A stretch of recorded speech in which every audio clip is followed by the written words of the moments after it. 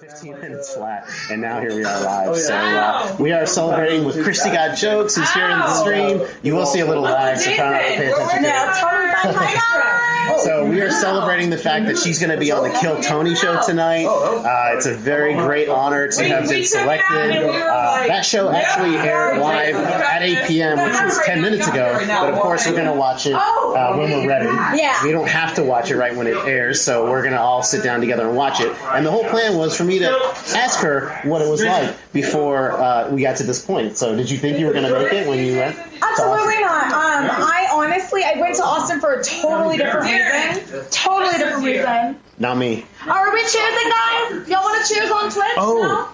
On a show, the Kill Tony show has really exploded in the recent months, up to like 131,000 followers, I think, last I checked.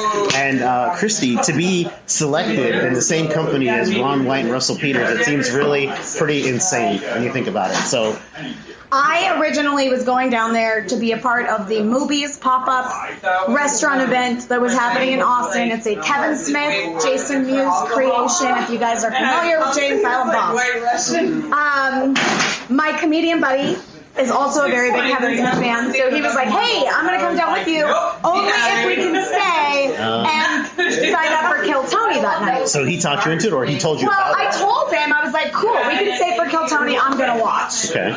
And as we're driving down there, he's like, I'm not going to let you not sign up, right? This was a setup from the beginning. And I was like, bro, I don't know what minute of my material I'm going to do. I don't know what I feel comfortable with. That's what you get? You get 1 minute? Yes, 1 minute. Wow. And so I figured out what I was going to do. We worked it out.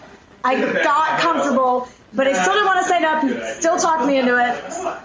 I was praying every single time they were calling a name. I was like, please tell me, please tell me. You didn't want to be called. No. And here's my poor friend Miles going, please be me. Please be me. He wants to go on so bad. And I'm sitting here going, don't call me. And is it as easy as signing up? I would think it'd be hard to get on the list. No. No?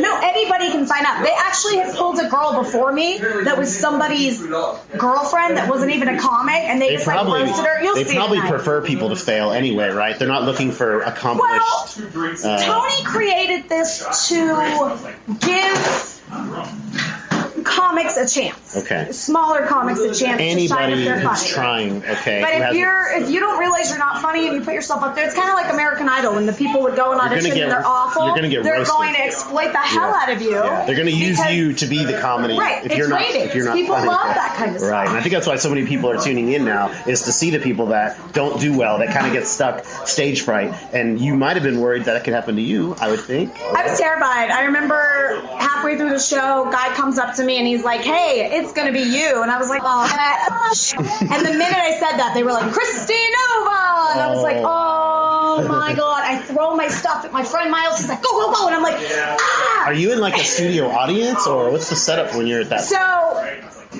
it's like it's a bar that was turned into a comedy club. They have a stage, bands play there too.